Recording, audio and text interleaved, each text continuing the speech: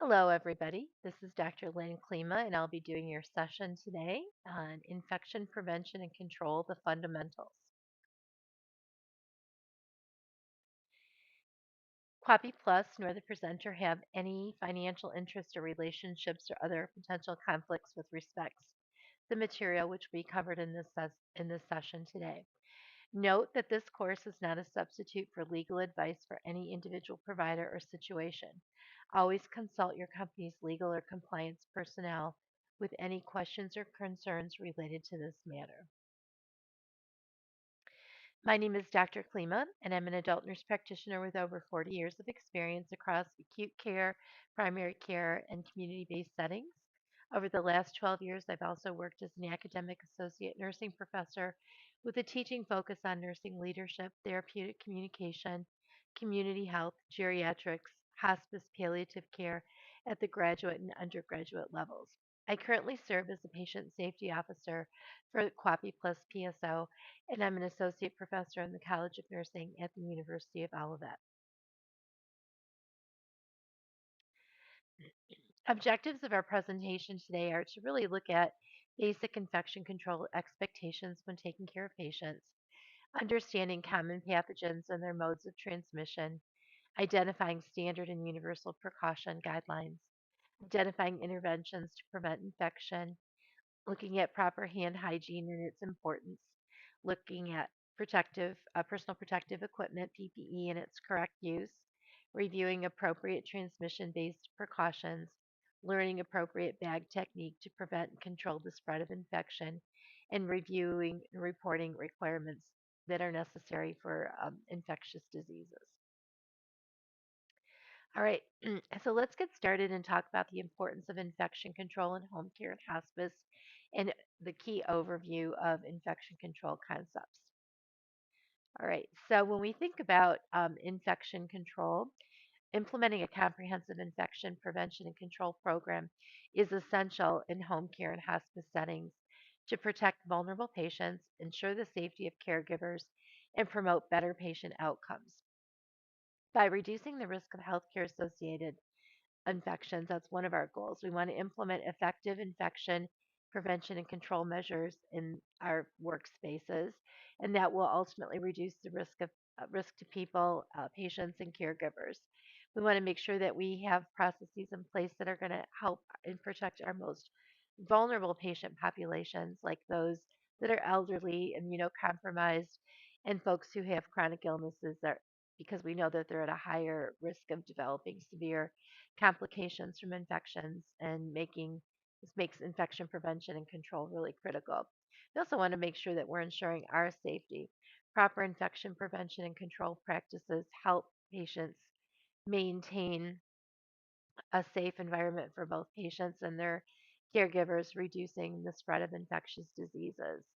So again, and then ultimately will improve effective our patient outcomes. Better infection control can lead to better outcomes by reducing the incidence of infections, improving recovery times, and decreasing the need for hospitalization. So, net effective takeaway point here is effective infection control not only saves lives but also preserves the resources and builds trust in our healthcare system.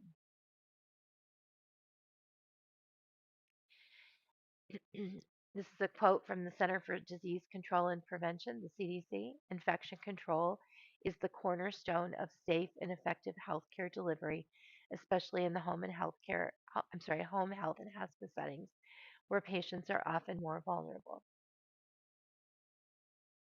Effective exposure control in home care and hospice, we know is critical, and what we have to do is thinking about how do we, work on collectively having a process in place that's going to assure our safety. So when we think of infection prevention, proper exposure control measures are crucial in home care and hospice settings to prevent the spread of infections among patients, caregivers, and visitors. So again, just what are those prevention measures?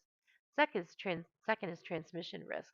Understanding the potential transmission risks of infectious diseases such as COVID-19 is essential for implementing appropriate exposure control protocols.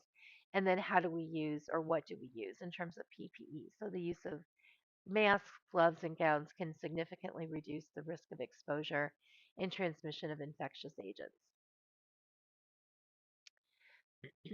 So, the importance of infection control in home care and hospice. We work in very unique setting, whether you're working in a patient home or you're a guest in a facility that is hosting a hospice patient.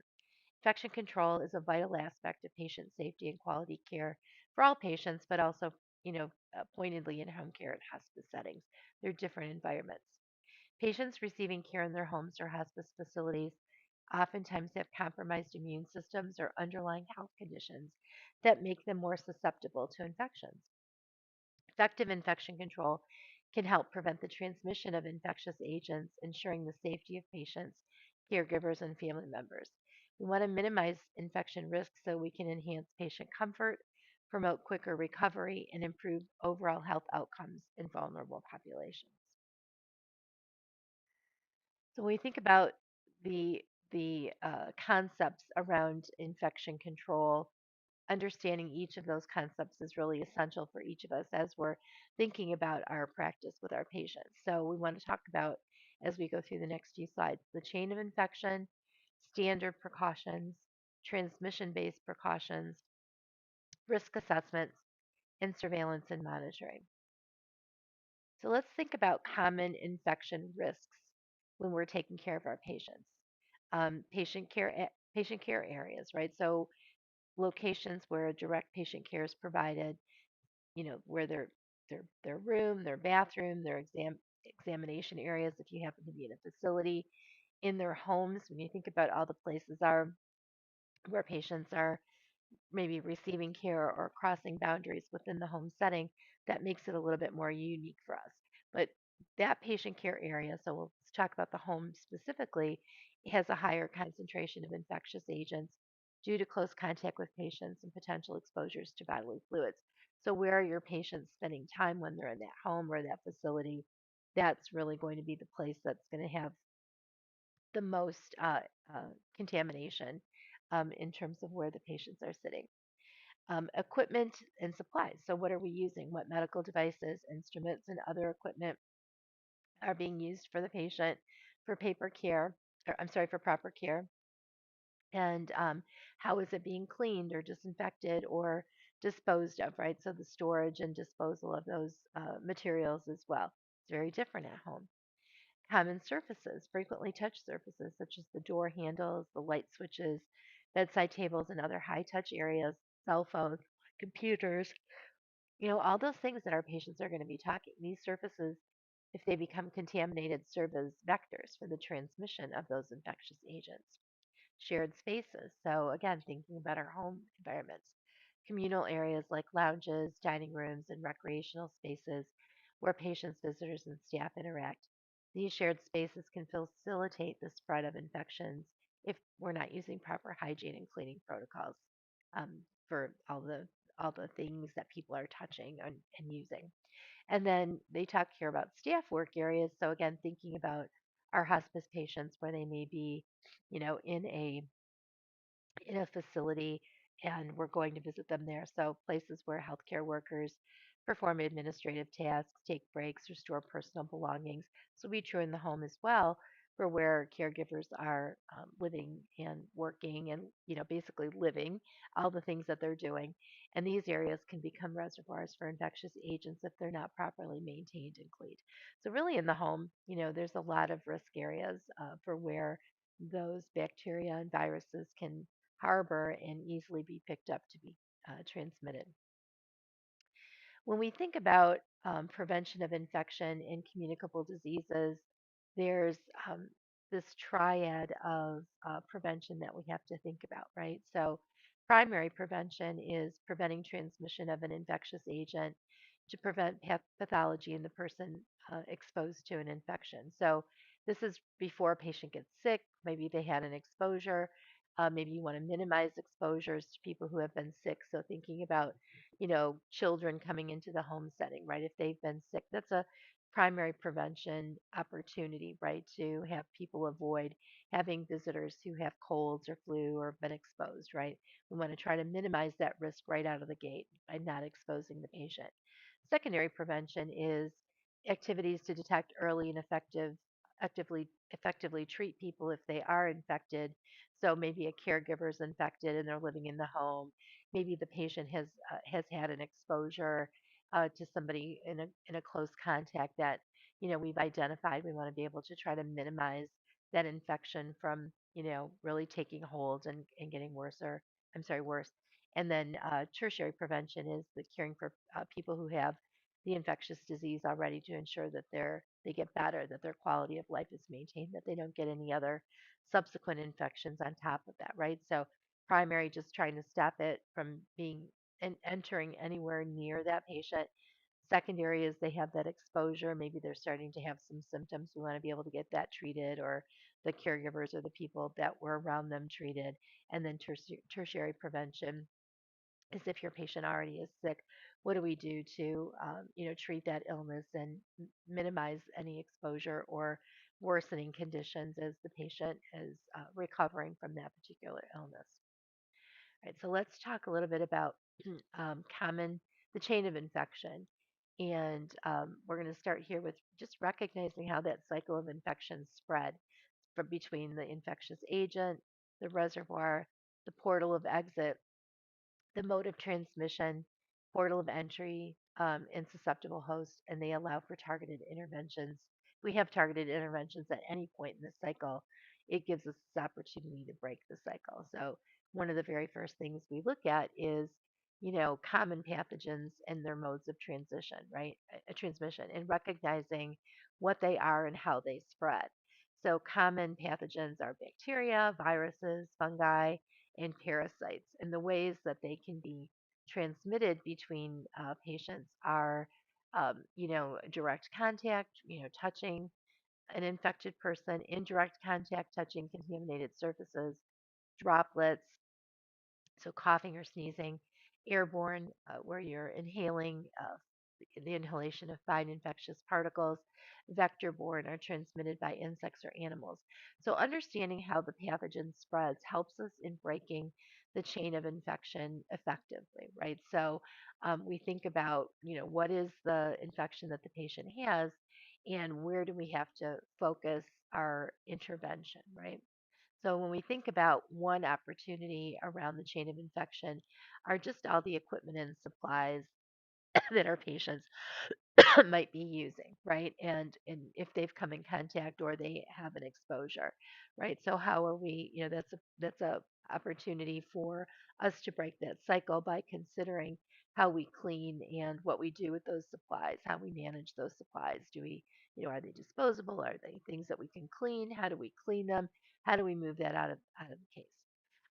The other is the reservoir or the source. Where can that pathogen live and multiply, right? So is it, on environmental surfaces like equipment? Is it from contaminated body fluids, direct contact with blood and saliva, urine or fecal material, food, water, soil, skin, the respiratory tract, right? So when we're thinking about the where and the how, we might become exposed. Those are opportunities for breaking that chain. Also thinking about the portal of exit. How does that pathogen exist, and then where is it existing, and then how does it uh, enter or leave the reservoir, right? So and this is really that contact, skin to skin, surface, skin to surface, blood, mucous membranes, the oral cavity, fecal, and other potentially infectious material, otherwise known as OPIM, like seminal fluid, joint fluid, saliva, urine, fecal material, any body fluid contaminated with any of uh, those fluids and or blood. And then mode, how does it get from the reservoir to the susceptible host? So that could be direct transmission, so airborne, droplet, contact, a bite, a needle stick, or other sharps.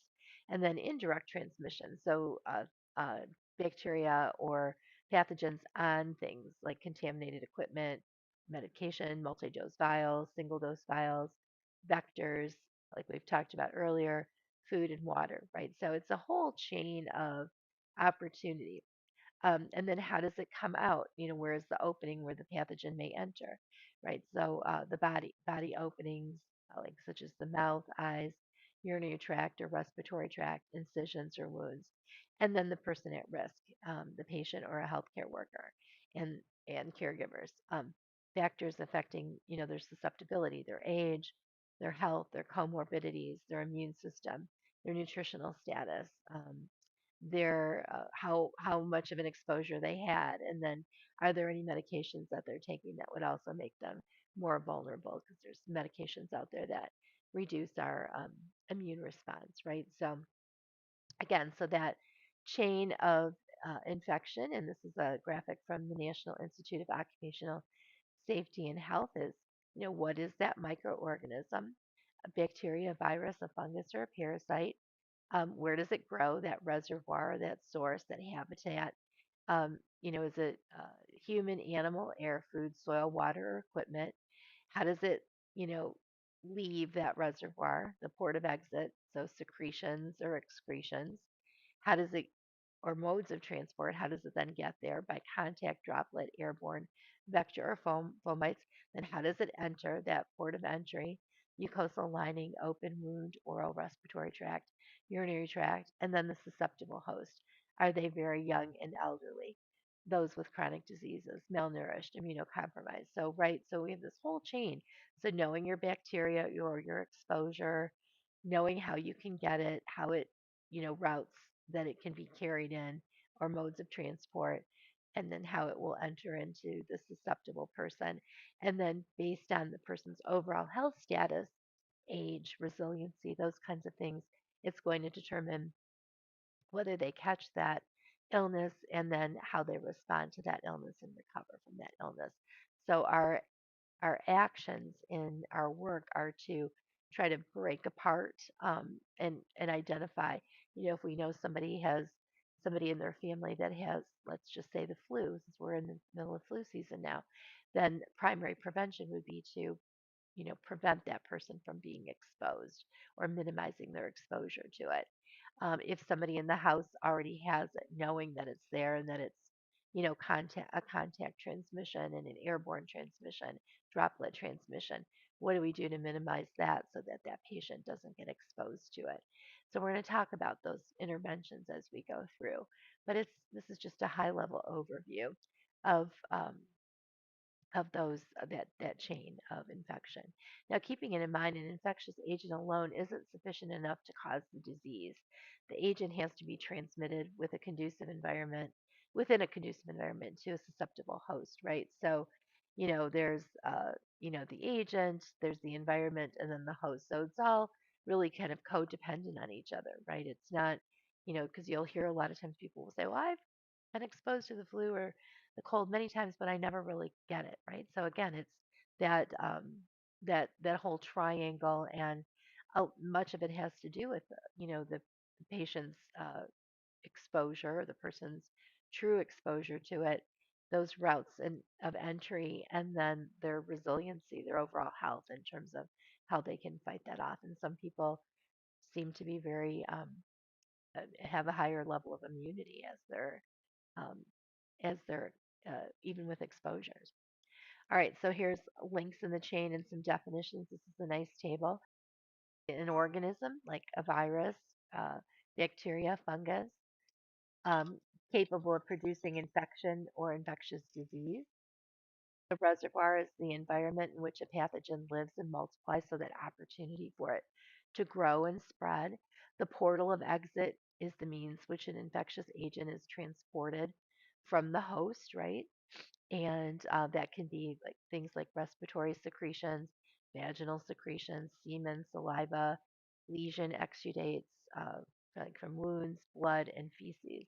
So how does it get to the next person, right, or the next opportunity to spread it? The mode of transmission is the method whereby the infectious agent is transmitted from one host or the reservoir to another. It can be direct, person to person. It can be indirect, which implies that there's a vehicle of transmission, biological or mechanical. Common vehicles or fomites are the things we talked about, the touching exposures. Portal of entry means by which an infectious agent enters a new host. So that can be respiratory passages, mucous membranes, skin, percutaneous injections, ingestion, so eating it, and through the placenta. Host susceptibility, the presence or lack of sufficient resistance to an infectious agent to avoid or prevent contracting an infection or acquiring an infectious disease. Biological and personal characteristics. So, again, a person's gender, their age, their genetics, their general health status, their personal behaviors, anatomical and physiological lines of defense or immunity. So, the whole makeup of that person and their ability to be resilient.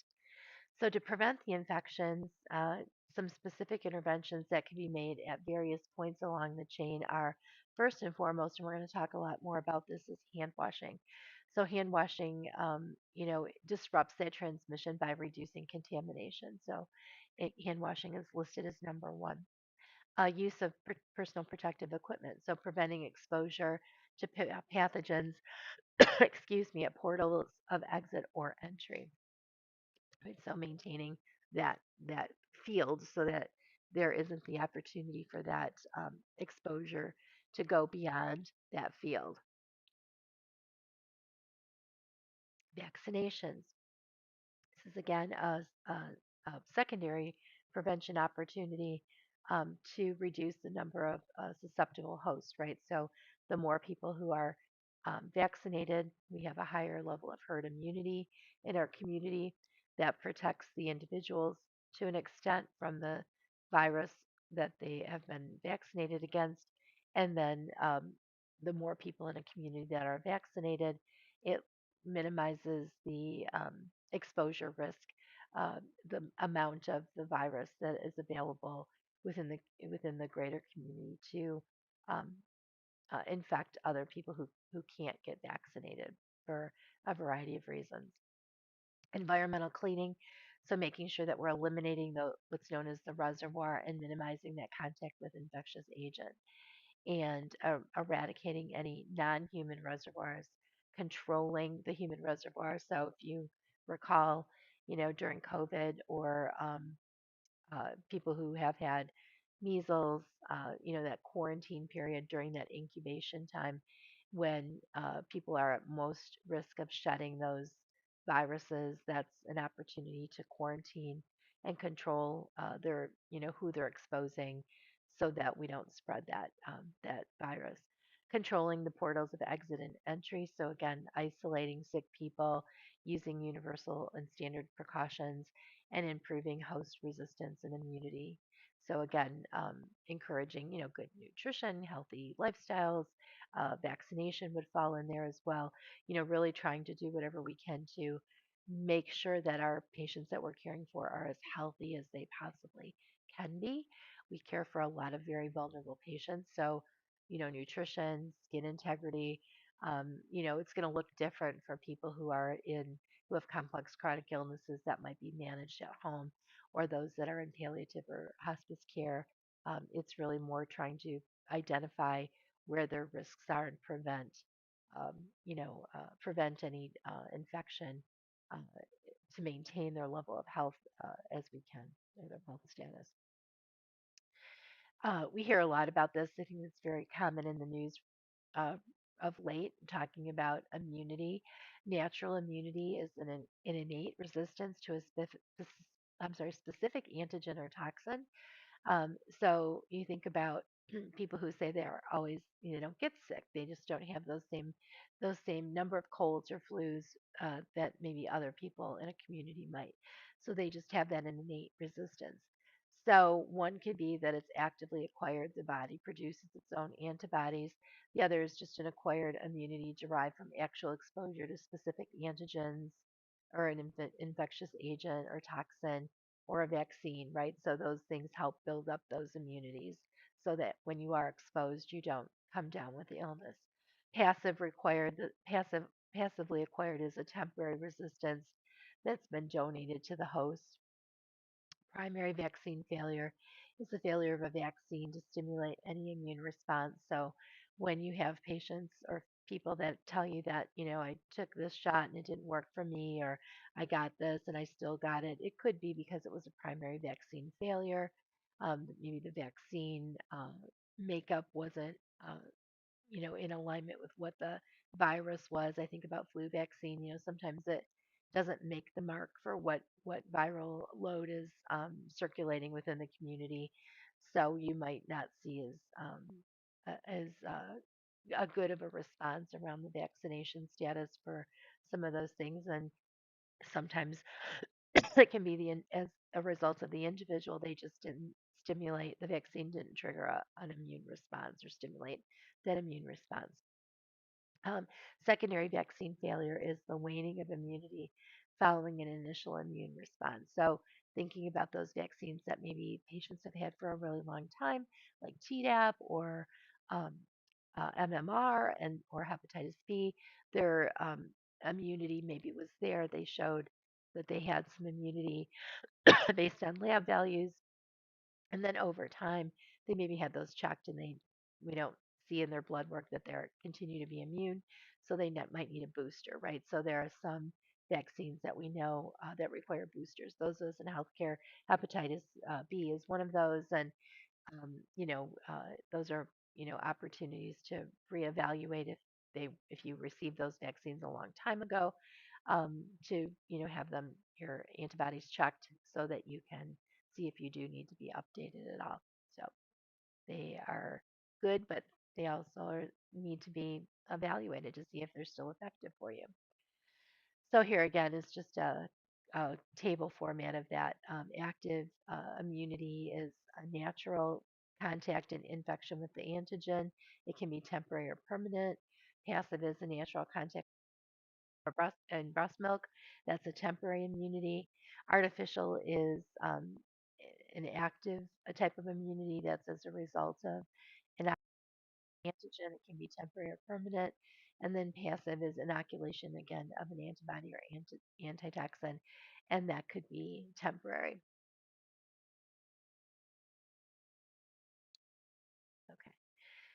So, infection control standards, again, when we're thinking about what we can do, right, aside from recognizing that chain of infection and where we can intersect ourselves with interventions and be aware of how we practice with our patients, hand washing, PPE, environmental cleaning and disinfection, sharp safety, and then respiratory hygiene and cough etiquette are the main things in terms of interventions that we can do. Now, you're probably familiar with universal precautions. It's been identified kind of as a safety net for all. It was originally recommended by the CDC in the 1980s. It was introduced as an approach to infection control to protect workers from HIV, HBV, and other bloodborne pathogens in human blood and certain other body fluids, regardless of a patient's infection status. Universal precautions are an approach to infection control in which all human blood and certain human body fluids are treated as if they were known to be infectious. Um, uh, blood and body fluid precaution standards incorporates universal precautions. So the infection control community really doesn't use universal precautions all on its own anymore. They've updated their standards. So now the language is standard precautions, and these were introduced in 1996 in the CDC's Healthcare Infection Control and Prevention Advisory Committee's guideline for isolation precautions in hospitals, and added additional infection prevention elements to universal precautions to protect healthcare workers not only from pathogens um, in human blood and certain other body fluids, but also pathogens present in body fluids in which universal precautions didn't necessarily include. So, standard precautions again include hand hygiene, the use of certain types of PPE based on the anticipated type of exposure you're going to have, safe injection practices, safe management of contaminated equipment and other items in the patient's environment. Standard precautions are applied to all patients, even when they are not known to be suspected or to be infectious. So these form the foundation of infection control and should become a part really of everybody's healthcare members' routine. Um, And we want to treat all bodily fluids and substances as potentially infectious, and apply precautions to all patients regardless of their infection status, right? So we treat everybody the same and not just have them identified or labeled. Another component to that, beyond the basics, are some specialized precautions, transmission based precautions for contact, droplet, airborne, transmissible diseases. They augment those standard precautions with additional controls to interrupt the route of transmission that may not be completely interrupted using standard precautions alone. The different types of transmission based precautions are based on what is known or suspected about the patient's condition, right? So when you think about, droplet precautions for diseases like influenza or pertussis, airborne precautions for diseases like TB or measles, these precautions are an extension of those precautions that are specific to standard precautions, right? So you think about your N95 masks, or maybe, controlled pressure rooms where patients are kept. There might be more donning of, higher level equipment, bigger face shields, and, so it's specific to uh, the condition that we know. And we saw a lot of TBP, very specifically, most recently with our COVID patients and with our TB patients as well.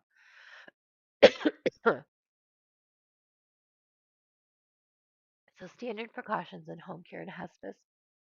I think about hand hygiene. Number one, hand hygiene with soap and water is ideal, but you can also use an alcohol based hand sanitizer before and after every patient contact, after handling potentially contaminated items, and after removing gloves. So even if you're wearing gloves, right, you want to make sure that you're washing your hands before and after patient contact. PPE, it's using appropriate PPE such as gloves, gowns, masks, and eye protection based on the potential for exposure. So gloves when handling blood, body fluids, or contaminated items. Gowns when there's a risk of splashes or contaminated clothing, and then masks and eye protection during procedures where blood or body fluids may splash. I would say booty covers in there as well, and have those in there, but that might be something that you might need as well, depending on the environment that you're in and the exposure that you're coming in contact with. Safe needle handling and disposal, utilizing safety engineered needles when possible. Ensure that sharps containers are readily available in patients' homes for the proper disposal of needles and other sharp instruments, and then where they're going to be disposed of. Handling blood and body fluids, treat all blood and body fluids as potentially infectious, and use absorbent materials and protective coverings to prevent spills during procedures. I would also advise you here to look at your organization's policies around what your standard precaution requirements are, where you get the materials that you need for PPE, um, and how that's all organized within your organization, so that you are aware of it and have access to the supplies that you need. Standard precautions in home care and hospice also include educating patients and families.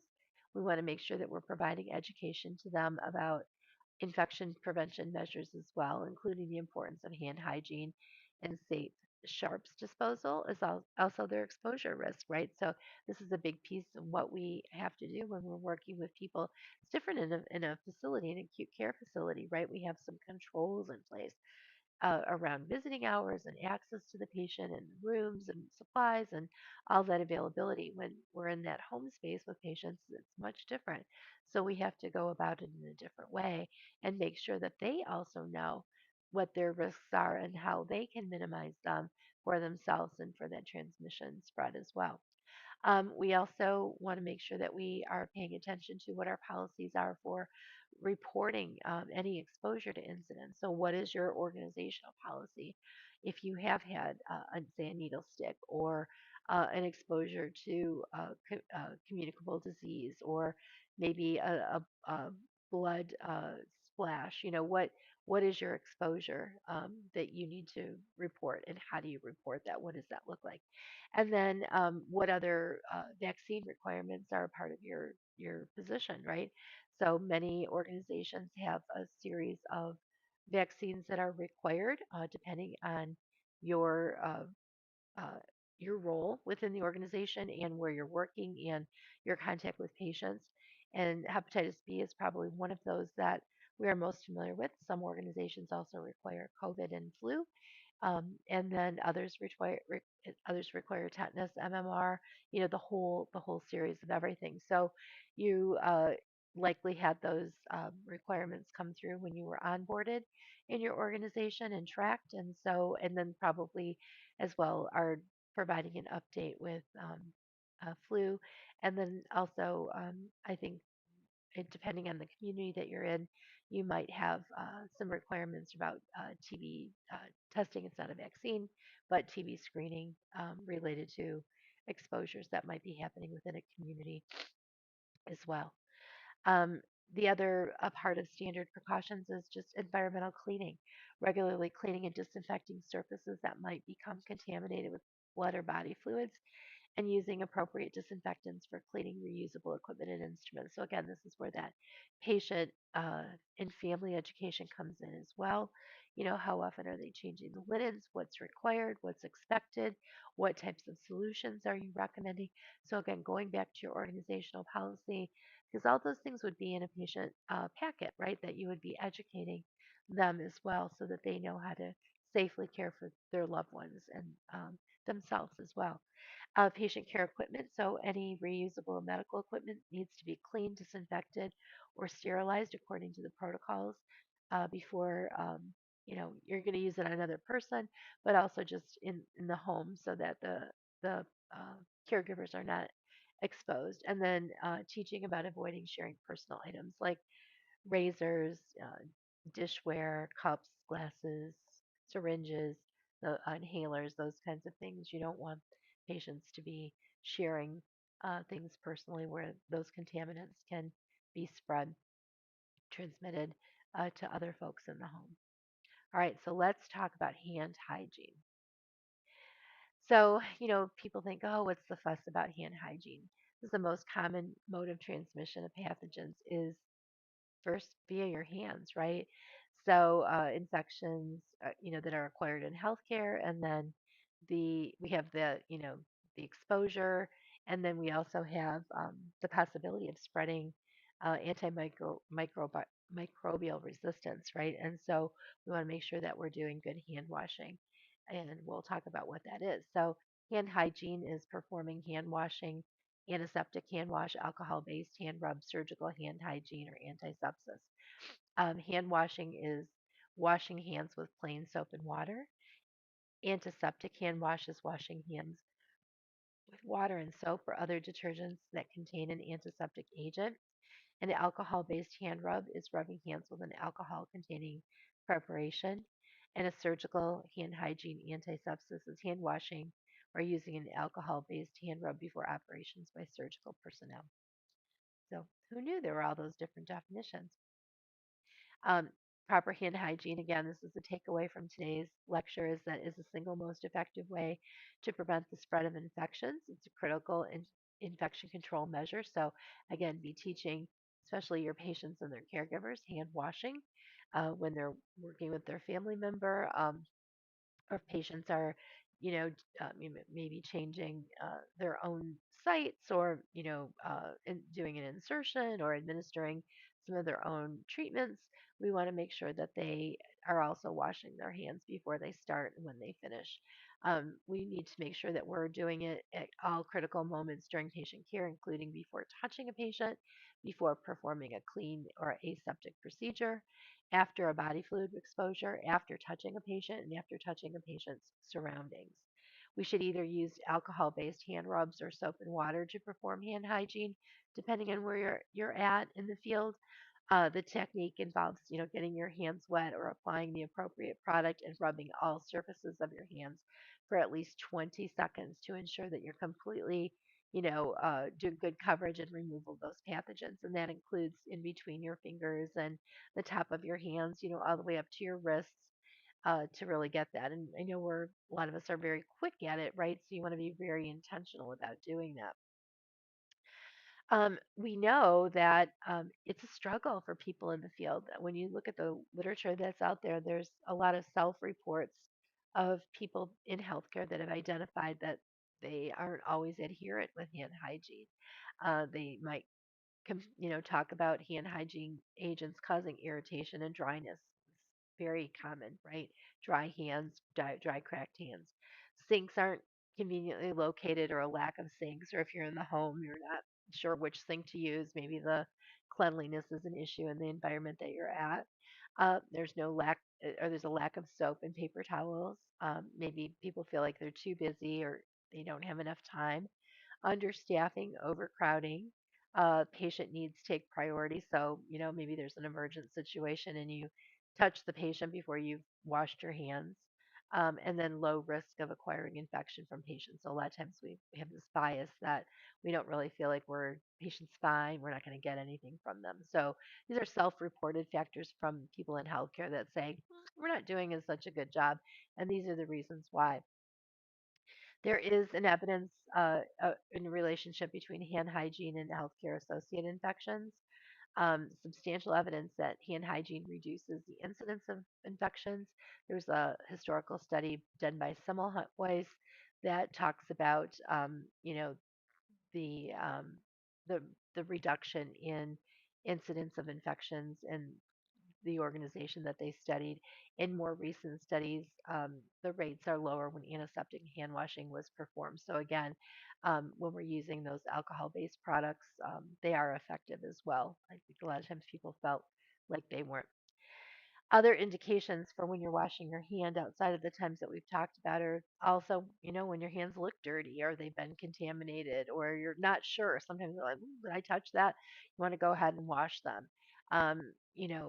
It's important to, uh, you know, take care and be very intentional about your hand hygiene.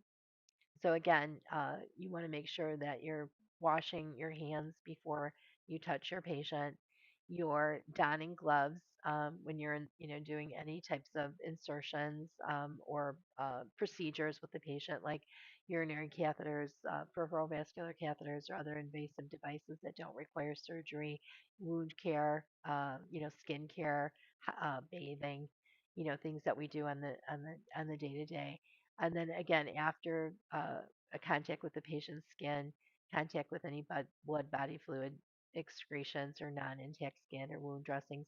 And then when you take your gloves off, right? So a lot of times we have this, thought in our head that maybe our hands aren't clean because we didn't touch the patient. We had gloves on. Take the gloves off, discard them, wash your hands. That's another important thing to do. When you're in terms of protocols, so look at your organization's requirements and your policy there. But the recommendation is that you're using clean running water. It can be either warm or cool. Warm is better.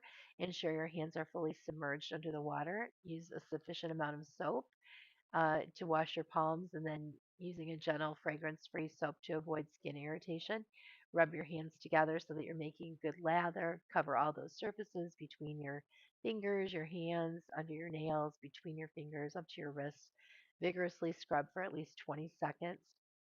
Thoroughly rinse your hands to remove all the soap residue, and then dry your hands using a clean disposable paper towel. If you don't have a paper towel, you can air dry them. Don't let anybody else use that towel either, sharing that towel. So it's best to have some towels with you to be able to dry your hands. Here's a graphic on the efficacy of hand hygiene in terms of the preparation that you used in killing bacteria. So plain soap is good. Antimicrobial soap is better, and the best is really that alcohol-based hand rub that will, do the best. Fingernails. We need to just talk about the length of them, right? They should be kept to a quarter inch in length. We shouldn't be wearing artificial nails when having direct contact with high risk patients. Specifically, they mentioned here, folks that work in the ICU or the OR. We also care for a lot of folks that are vulnerable. So nail length is really a consideration. And then look at your agency policy about what your policy says about length of your fingernails and polish and all of those kinds of things. PPE. Um, PPE is essential in home care and hospice. Includes gloves, gowns, masks, eye protection to help create a barrier between the healthcare worker and potential sources of infection. Proper use of PPE can minimize the risk of transmission of infectious agents and diseases to ensure the safety of both patients and caregivers. Also think about PPE, what's necessary for caregivers in the home. Gloves, I know we oftentimes are leaving gloves for people. They also might need to have masks or gowns or eye protection. So again, it's going to be based on what's happening with your patient, what needs to be done with your patient, and then what you're doing to support the caregivers in that environment so they can be safe as well. So gloves should be worn when there's a risk of contact with blood body fluid, mucous membranes, non intact skin, or contaminated equipment. Proper hand hygiene should be performed before and after. Masks or respirators should be worn to protect the wearer's nose and mouth from exposure to respiratory droplets and aerosols. They have to be worn properly, right? So we do our fit testing. The type of mask should be appropriate for the task and provide the necessary level of protection. So, again, your organizational policy will dictate or drive what that looks like or should look like for the types of exposures and the infections that your patients may have. Gowns should be worn to protect your clothing and skin from contamination with blood, body fluids, and other potentially infectious materials. Gowns should be appropriate for the task and fit properly. Eye protection, such as goggles or face shields, should be worn to protect the eyes from splashes, sprays, and respiratory droplets. Prescription glasses alone don't provide adequate protection, so goggles over those glasses is important. So here's just a graphic of the different types of PPE that's available. Gloving, again, should be when you're coming in contact with a known material. Many people wear gloves when they're coming in contact with the patient's body in general for bathing and hygiene purposes. That's appropriate. Um, Making sure you're removing the gloves after caring for a patient. Don't wear the same pair of gloves for care for of more than one patient, right? So um, wear your gloves and go and do something with your gloves on, like write with your pen or get on your device or your laptop, take those gloves off, right? If you're in a facility where you're having, seeing two patients or have two patients near each other, you don't want to be wearing the same pair of gloves. You want to make sure that you're taking them off, and we dispose of the gloves, right? We don't reuse them. When you're in the home care, you're assessing the need for PPE, so determining the level of risk for infection in a specific care situation. So, what kind of care is being provided? Are we doing wound care? Are we bathing? Are we doing peri-care? Is patient continent, incontinent? The patient's infection status, if we know of any infections that they have, or if they have a compromised immune system. So, what is their, diagnosis and what medications they're on that can help with that, determine whether, they're more vulnerable. And then the presence of bodily fluids or potential splashes, right? So, what do you need, right? So, that's one of the things as a part of our assessment. What kinds of supplies and materials are we going to need?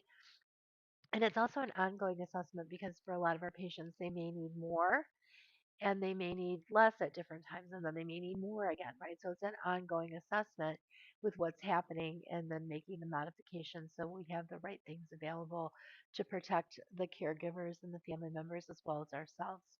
Based on the risk assessment, you're going to choose the necessary PPE, which could include, again, so those gloves, um, sterile, if you're doing any, aseptic techniques like Foley placements, masks, what type of mask would you be using depending on what your organizational policy is, especially if the patient has any respiratory infections or known respiratory illnesses, or you're going to be doing any procedures that may generate droplets. Gowns to protect the clothing. I would say shoe covers here as well if you think that there's a risk of that, if you have access to those. And then eye protection, safety goggles or face shields when there's a potential for splashes to the eyes. Okay. When you're donning PPE. Before you put on your PPE, you want to make sure you're washing your hands with soap and water or with an alcohol based sanitizer. And then you're going to first put on your gown and make sure that it's, fully covering you and then tied at the back. You'd also put on shoe covers if you were using them here. Then you're going to place your mask on over the nose and your mouth and secure it properly. If you're using an N95 or higher level respirator, you want to make sure that you have a good fit. Then you're going to put on your eye protection and then your face shield and then your gloves. Your gloves are going to be last, and then if you are wearing a gown, you want to make sure that the cuff of your gloves the edge of the gown is covered by the gloves. And then when you'll provide care, right? So you'll make sure that you're maintaining awareness of your surroundings to avoid touching non-contaminated surfaces with contaminated gloves. You don't want to get your gloves all dirty and then touch everything else. You might have to change your gloves in the middle of what you're doing, depending on what the intervention is that you're doing with the patient, and then removing the doffing. Carefully remove that PPE to ensure that you're not contaminating yourself in the process. So gloves first. Take out, the gloves by grasping the outside and pulling away without touching the skin beneath. Next, you're going to take your gown, untie it, remove your gown by pulling it off from the neck and shoulders, turning it inside out as you do. Same thing with your shoe covers. You'll go ahead and remove those. And then eye protection, take off your goggles or your face shield by handling the straps, avoiding contact with the front. And then your mask will be the last to go. Remove the mask by handling the ties or elastic bands without touching the front of the mask. Now, I say that if you're wearing your mask for a situational activity, but if you are wearing a mask because there are respiratory precautions, you would be obviously leaving those on until you're leaving the home. Dispose of all your PPE in designated waste containers. And then after removing and disposing of your PPE, perform hand hygiene once more to prevent any contamination. In terms of biohazard bags or contaminated procedures, again, go back to your organization for what they have outlined for contaminated materials within the home setting and how that gets removed or transported or relocated based on your individual organization.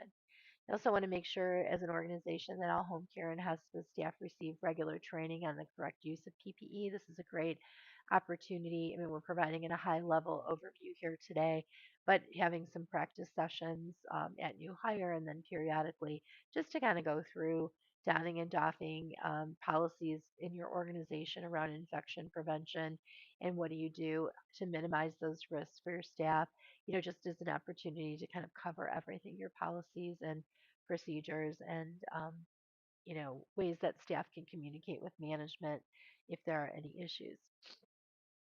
Um, just some additional considerations. Fit testing is necessary for N95 respirators and should be conducted to ensure an adequate seal.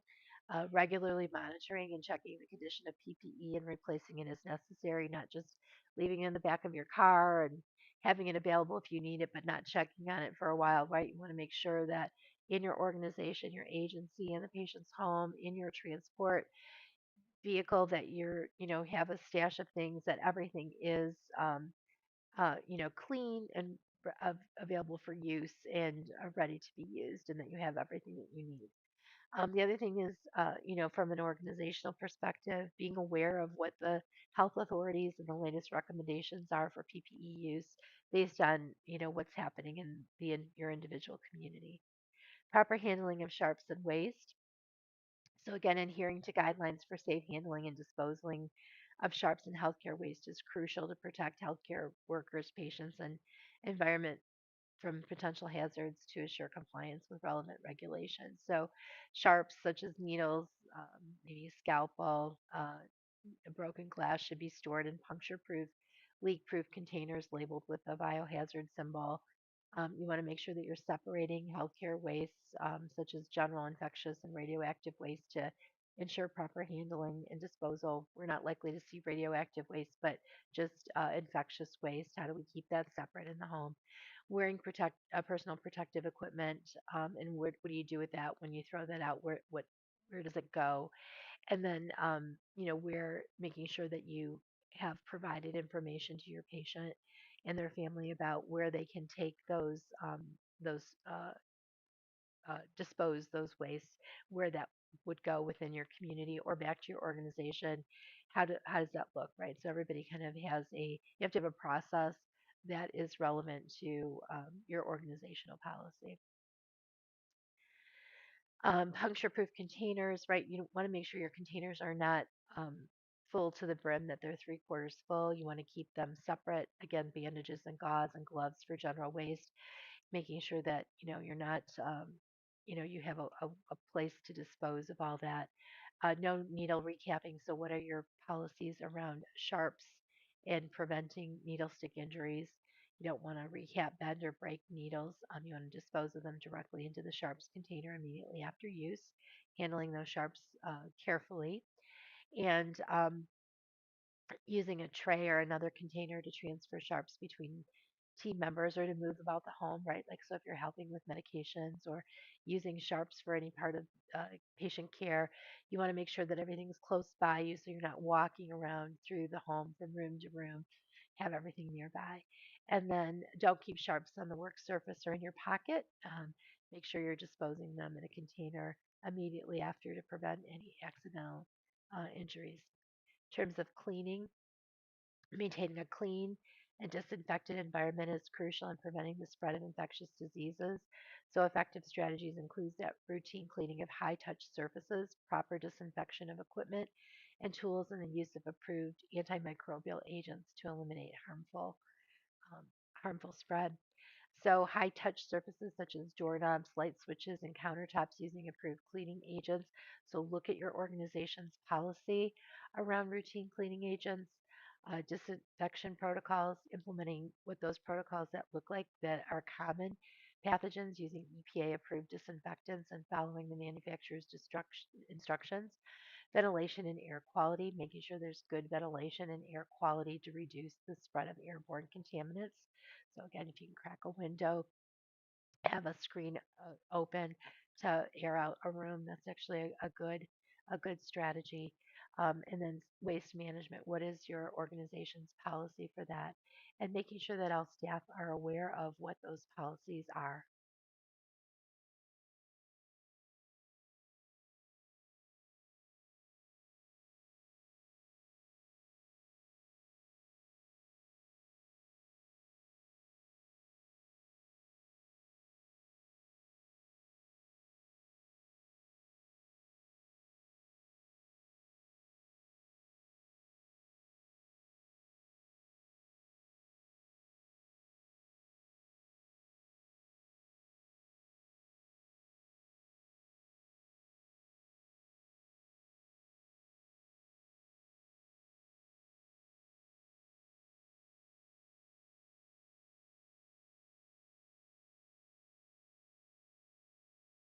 So, just a couple of considerations when you're doing this cleaning.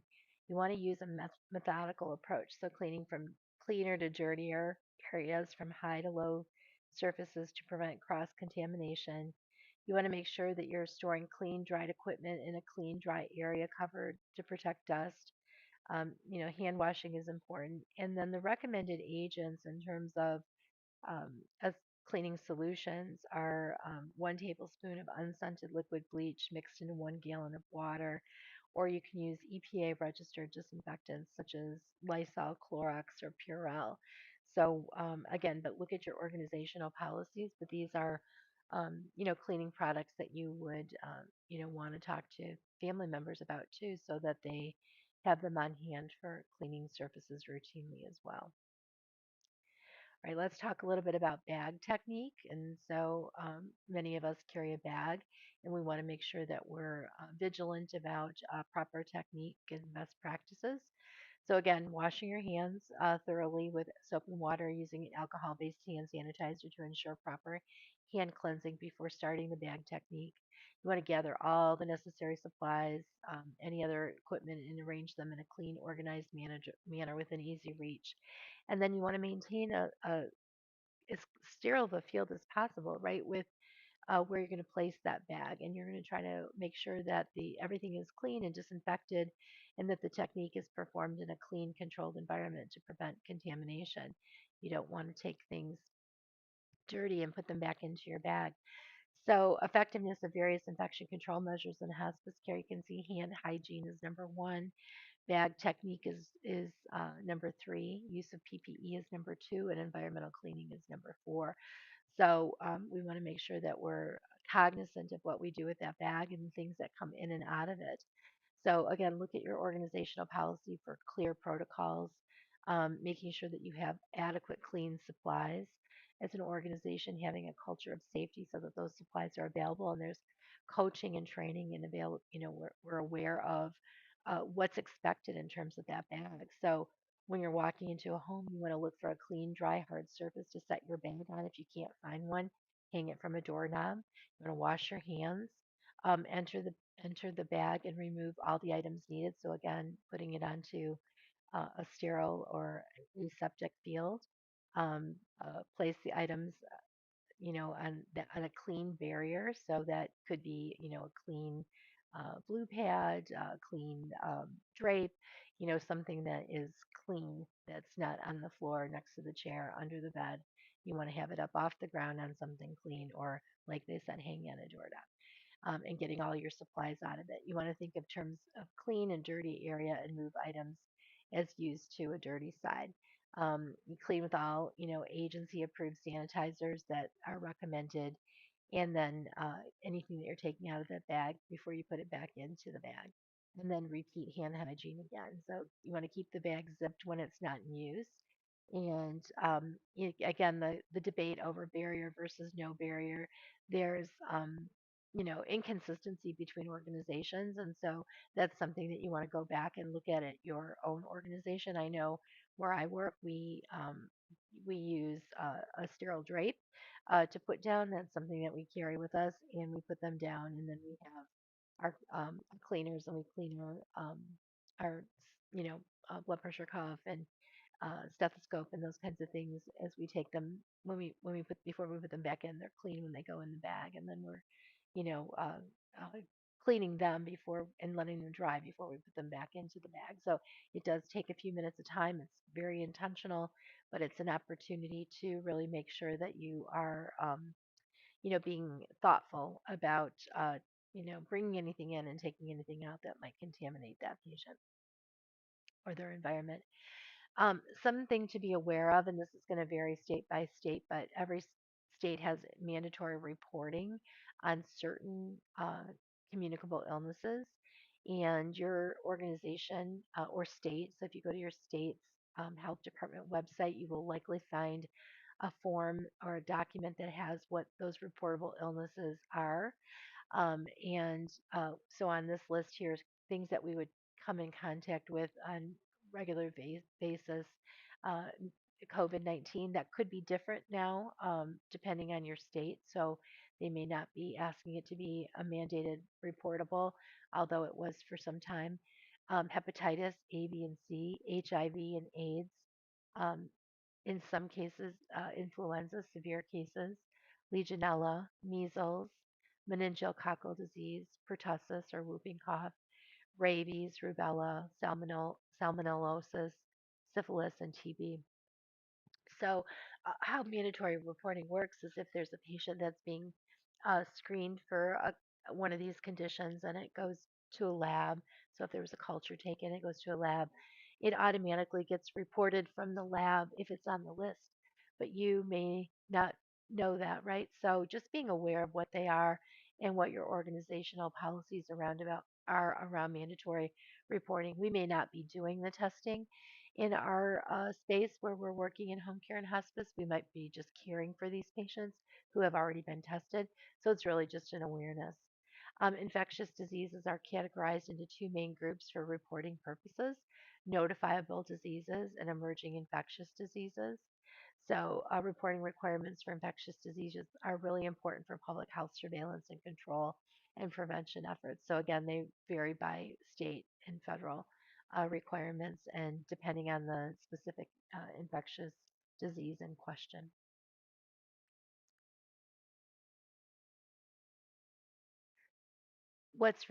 who is required to report? So again, healthcare providers, hospitals and clinics and labs. When to reports? Reports should be made as soon as the diagnosis is suspected or confirmed. Prompt reporting is essential to initiate public health interventions and monitor outbreaks. Where do you report? So again, looking at your organizational policy, supervisor, provider, and local health department. So say, for example, you have maybe a new patient that's known to you, and as you're doing your assessment with them, bringing them into your service, they maybe say that they have had an exposure to TB. That is a mandatory reportable. So you just because they have the exposure doesn't mean again that they have that um, illness, but it would be something to look in terms of your organizational policy and who you're contacting related to that, and then what those policies are to be able to activate a prevention plan as well as potentially a diagnosis plan so that we know what to do with that particular patient and care for them and their family until we get an accurate diagnosis. So that's just one example. But I know we all had mandatory reporting during COVID, and then in some communities, there is mandatory reporting now for flu based on what's happening with flu. But again, it's going to be based on your state requirements. So those are things you'd want to be aware of. Can't underestimate patient education and family and caregiver education as well. It's really important, crucial for minimizing the risk of infection, especially for individuals who are vulnerable due to chronic conditions, surgeries, or weakened immune system. So, patient and family education on infection prevention interventions in the home is essential for promoting safety and health. By empowering families with knowledge and practical skills, caregivers can significantly reduce the risk of infection and improve the overall care experience for vulnerable patients. Providing ongoing support and resources will enhance their ability to implement these interventions effectively. So, topics would be, explaining what infections are and how they're caused. What's bacteria? What's a virus? What's a fungal infection? What's a parasitic infection? How does it spread? On contact directly, why people are at higher risk, the importance of hand hygiene and how to do hand hygiene, the techniques, and when to wash their hands, what types of PPE do they need to use, how to dispose of that, environmental cleaning, how to, clean regularly and disinfect services like doorknobs, light switches, TV remotes, the cell phone, computer tops or laptops or devices, whatever they're using, and then guiding them on the use of the appropriate cleaning and disinfecting products that your organization recommends, and then checking labels for proper use against specific pathogens. So again, you have policies that are out there that'll tell you in your organization what's recommended for your patients, and then what that routine cleaning schedule is, not just for when you know something's dirty, but how frequently should you be cleaning everything in your home.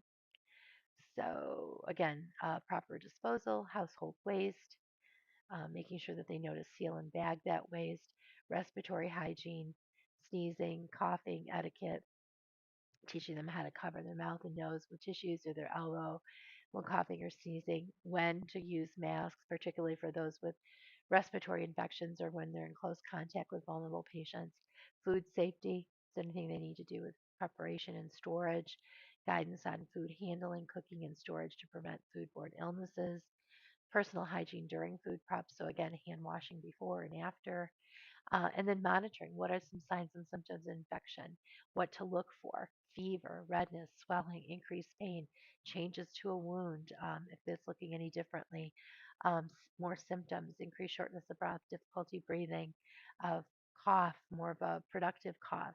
And, having patients, families, or their caregivers report, any concerns that they have to us so that we know and we can follow up immediately so that we can activate a plan and treatment plan if we need to. And then also letting them know things to look for in themselves as well if they're getting sick so that they also know that they need to be vigilant and stay away from a patient and find an alternative caregiver if they're sick too, so they don't want to get their loved one sick as well. Other topics are vaccination recommendations, why it's important to get vaccines and that herd immunity, uh, in terms of protection for those vulnerable individuals. If people are not, open to being vaccinated, certainly minimizing their exposure out in those community settings so that they're not, exposing themselves and their loved ones to those illnesses. um, Encouraging questions, providing written materials, and then following up, with any other questions. It's an ongoing conversation, right? During the time that these folks are caring for, we're caring for them and we're working with them. We want to make sure that they know that they can ask us questions and if they have any concerns and they're there with those loved ones. It's a great opportunity to bring your medical assistants into the fold here too, that are in there doing the daily hygiene or several times a week hygiene with them. We want to be able to have them see if there's any changes or things that are different. It's all about identifying early as well and communicating that. There are a lot of challenges. Ineffective exposure control in home care and hospice really requires, an ongoing tailored approach that looks at the uniqueness of where we're delivering care. Limited resources, from our end, but also at the patient's end in terms of what they can get and have in their home, and do they have enough of a supply there? Their mobility, their ability to access and follow strict infection control protocols poses challenges. And then, it's just we're in more complex environments, whether we're in group homes, in uh, long-term care facilities, patients' home. There's each facility type and location has different unique infection control needs. So our goal is to always be assessing and monitoring and bringing the information forward. So your key takeaways, your role in infection control is everybody in healthcare's role and professional responsibility. Having guidelines, knowing what your organizational policies are so that you can access them and be aware of them and know what to do in the moment with the patients that you're caring for. And then taking the time to regularly review and update your knowledge and skills. Always be proactive about learning so that you feel confident in your assessment and intervention plan. There are references. There's also a few resources in the QAPIplus toolkit for this presentation with some videos on how to do hand washing and donning and a couple of handouts. So those are complementary to this presentation that might be helpful for you. Thank you and have a great rest of your day.